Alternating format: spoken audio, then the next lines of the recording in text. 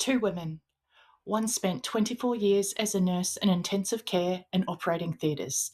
The other, an accredited mental health social worker supporting people through trauma. Like us, many of you have lived inside the systems and have your own lived and living experiences. Our differences are what creates unity, and the conversations that heal happen between peers. That is what Between Peers is all about. All right, today we're going to do a slightly different one. It's actually from Reddit Indian Study Abroad, and it's a slightly longer one, but I thought it'd be interesting. So the title is, Do Not Study Nursing in Australia Just for the PR, Permanent Residency. You will regret it. So I'm a second year nursing student in Australia. I have met many fellow international students who choose nursing just for the PR, and they are suffering.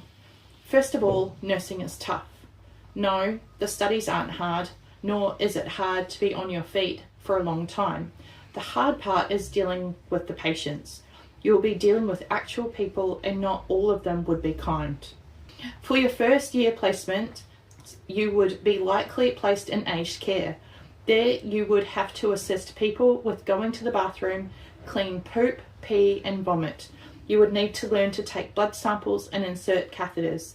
First of all, old patients are the worst. They would verbally abuse you, sometimes even physically. You won't be able to do much, as often they have dementia and so they won't be charged.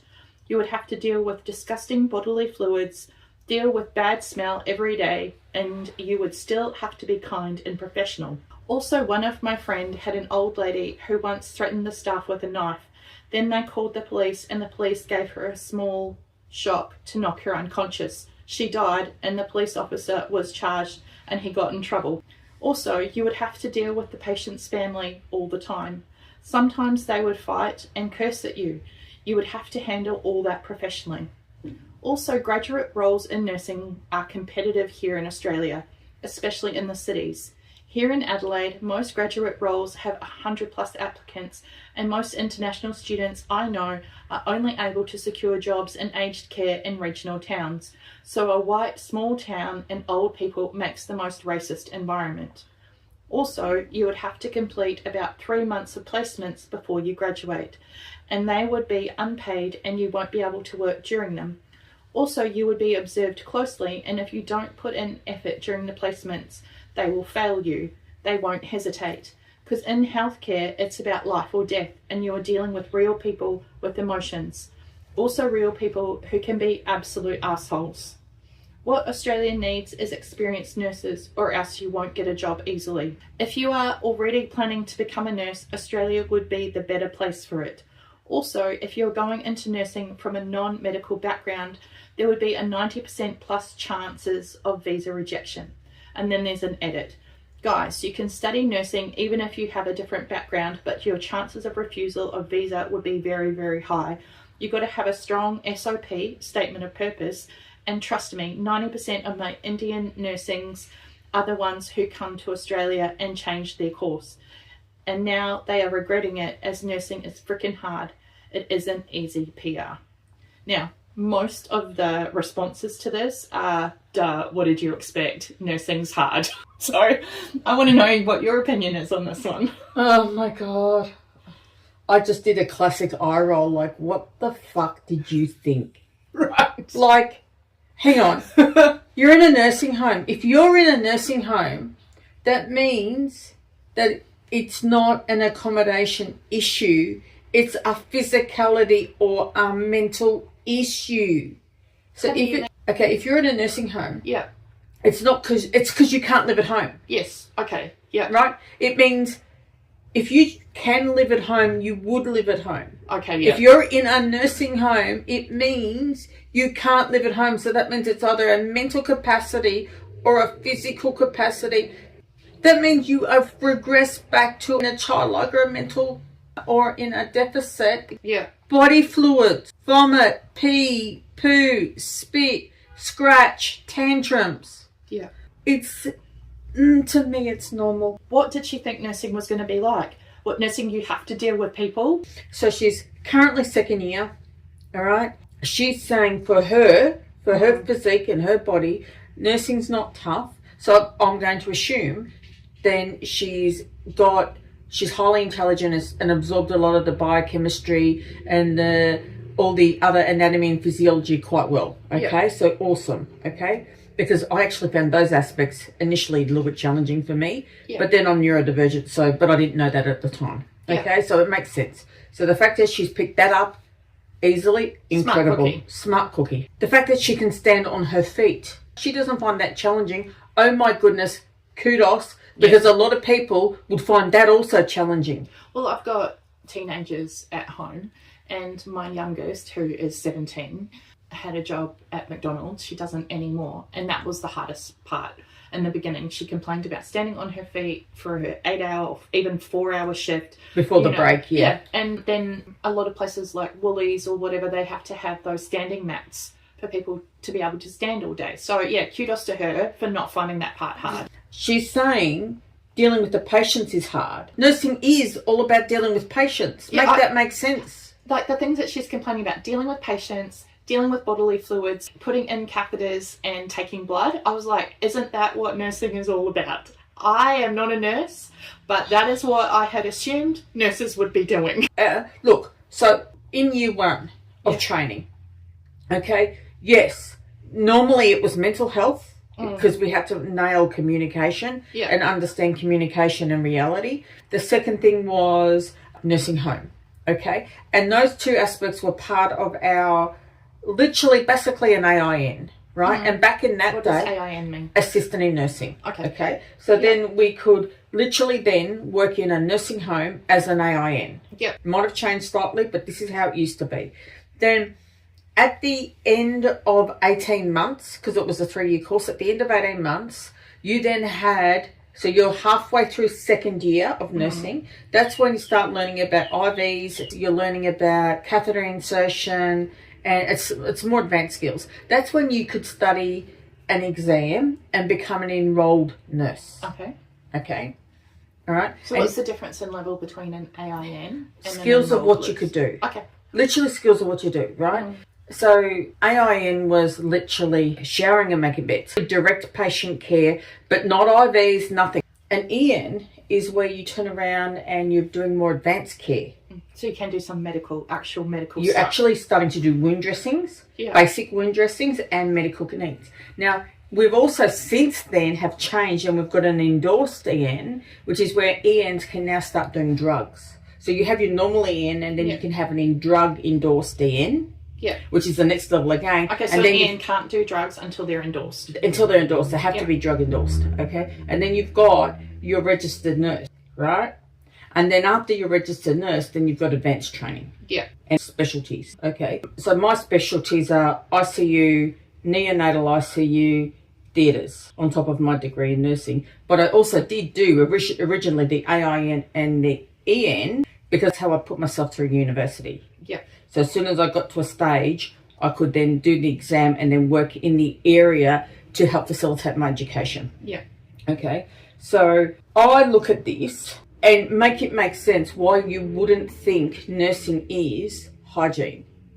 Even if you were, let's say she's talking about the fact that regardless, she's talking about elderly setting, even if you were in an acute ward, in a hospital, right, a medical surgical ward, let's go surgical ward, they've had an appendix removal, right? There'll be very little time in hospital.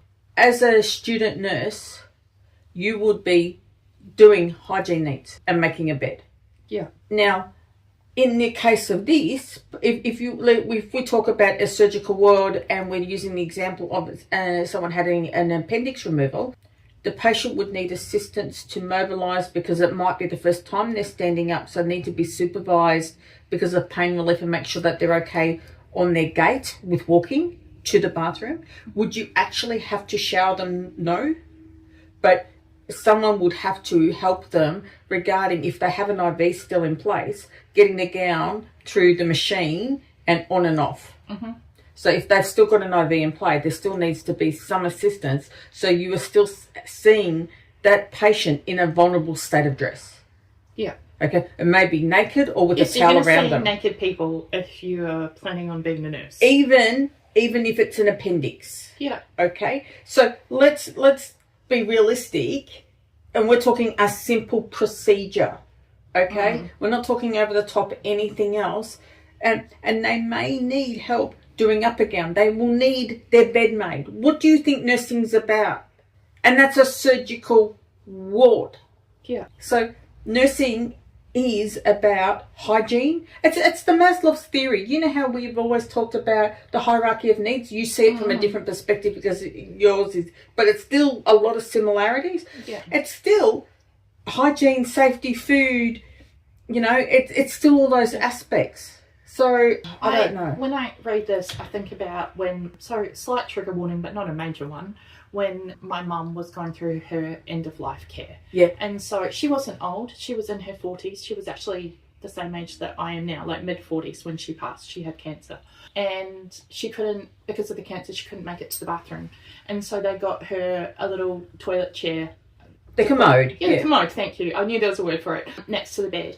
And she was really stressed about peeing in front of people. She was so like, and they had to have, a nurse in there helping her. And I was in there, and she didn't realise, but she'd actually knocked the pan under the commode out. And so she just peed directly on the floor. Oh my God, yeah. But she didn't realise. It would have been absolutely horrific if the nurse had have gone and made a thing about her peeing on the floor. And then the nurse just cleaned it up. Because this was a person that was like weeks, maybe days away from dying, and you want to give them dignity of care. Absolutely. It's all about dignity. Right. Like, I mean, let's go to a medical ward example, okay? You cannot allow a cardiac patient to go to the toilet unsupervised. Yeah. The act of literally doing a poo, going to the toilet, the straining creates pressure on the vagal nerve that can turn around and make them blank out and go into a cardiac arrest. Ask me how I know, because as a student nurse in second year, my patient coded on the commode. I had to yell, hit the buzzer. As a student nurse, God bless, on my experiences, had to, with another student, lift this 80 plus kilo man off the commode chair because he was blue, throw him on the bed. And back in those days, we did a precordial thump, and between the actual, because of our adrenaline, we threw him on the bed with a precordial thump. It started in heart. And so I wonder about this as well. And so, there was a pile of shit. There was shit on his ass. But he was in a cut, like, hello, there's no dignity. There's, you have to say... Keep someone alive. Yeah, I heard the statistic. I don't know if it's true. It's just something I've heard, that the most common place for people to die is on the toilet. Absolutely. Yeah. 100%. But let's go back to this story. I don't understand. Is there a real disconnect with her understanding of what nursing is? It must be. And nursing is competitive, and realistically, I know way back, and I'm talking way back in, jeepers, hang on, 89, 99. I know at the end of 91, when we were applying for jobs, right, as a new grad, okay, and I had, 1991 as a new grad coming out, there would be more than 100 people applying for 2 positions on the wards in Melbourne, and, I'd get to interview, I'd be like the third one, I'd always miss out. Yet every job, and I lived in Melbourne, every job I applied for up the eastern seaboard, I got. Why? Because it was a hard market to get into in Melbourne in nursing back then. My son-in-law's sister applied and got into the ambulance, right? She did all her qualifications. As a new grad, the only place she could get a job? Adelaide. So she's had to move to Adelaide. Yeah. From outback Queensland. Yeah, that's interesting, isn't it? Right? So if you want the job enough, you're going to have to relocate. She loves it now, but she's living her best life. But I'm just saying, in the whole end of this, I think there's a real disconnect with understanding what nursing's all about, hygiene and body care. And now, look, with dementia patients, with everything else in play, it is what it is in some nursing homes. But I know of incredible nursing homes and aged care facilities in Melbourne. Mind you, you're paying for this. This is not a state-run. When it's private nursing homes, oh my God, chef's kiss. The care is insane and amazing. Like, if I could tell you about what my father went through in an aged care facility, it was the best nursing home ever. And I wouldn't call it a nursing home. I'd call it an aged care facility. It had medical on staff. It had own physiotherapy and hydrotherapy pool. It had, you name it, it had it. It was a really high level of care. So not all nursing home facilities are like this, but at the end of the day, dementia patients are still dementia patients. They can become aggressive. Yeah. I hear it can be really hard working with dementia patients. Sometimes they're even in small micro-locked wards within a bigger nursing home facility. Because they can become quite violent. But then but it's all about safety. And it's about distress. When someone is violent, it's about distress generally. There's something going on for them. They're in pain. They're scared. We're working with our primitive brain, right? Yeah. Like if you think about it, we're going back down to the core basic brainstem functions of survival mechanism, okay? And the reason why we're bringing it back to that reptilian, I'm bringing it back to the reptilian brain model, is that when you have lost a lot of that higher functioning capacity, you know, doing it down to this now, what behaviour do you expect? One of the reasons that I didn't get into nursing, and I was encouraged to after my husband was sick, a lot of the nurses were like, oh, you're a nurse in disguise, and I'd be like, oh, yes, is because I would see everyone that I was caring for as someone that I cared about. I'd be like, this is someone's mother, father, sister, brother, daughter, whatever, and I would treat them in that way. And I think that I really struggle with the idea of people going into nursing or any frontline caring profession that don't think of people in that way. I have noticed a few students saying similar things to me, and that's been in social work or counselling, other caring professions as well. But something else I thought about this one is that other than the people that are involved in the patient's life, like their extended family, this is like no different from having a pet or having your own child. If you've got a pet, you're cleaning up poo, wee, vomit. If you have a baby, you're cleaning up poo, wee, vomit, and doing the feeding, right? So like, same. There's no difference for me around that. So I'm just wondering, exactly what the mindset is. And I wonder again, like I've said in previous episodes, is this because of the generation that I'm in? Is this a flaw with me and just you're the older generation? Yeah, is it just this is the work that if you want to be a carer that you do? Look, I don't know, but to me, I have to question why she's even thinking of nursing. But the title is Do Not Study Nursing in Australia for the Permanent Residency. Absolutely, but don't, unless you actually want to be a nurse. Don't study nursing unless you want to be a nurse. But I also wonder if there's a culture where they think that permanent residency, the only way you can become a permanent resident is if you study nursing. And maybe there's something that we don't understand or know about behind the scenes that we don't know about. That could be on chats externally, and as a result, she's responding to something that she thought, okay, I want permanent residency in Australia, and so I'm going to apply, and she's in it. And now that she's in it, she's realising, I think regardless of where you go in the world, if you're wanting to move to another country and be an expat, getting a residency there, regardless, isn't easy. No. And I just get this feeling that she just thought that it was an easy ticket. And it's not. No, it's definitely not. Nursing is not an easy job. No. And I wonder if she's actually stepped into it naively, wanting permanent residency, and now it's gone, oh shit. Yeah.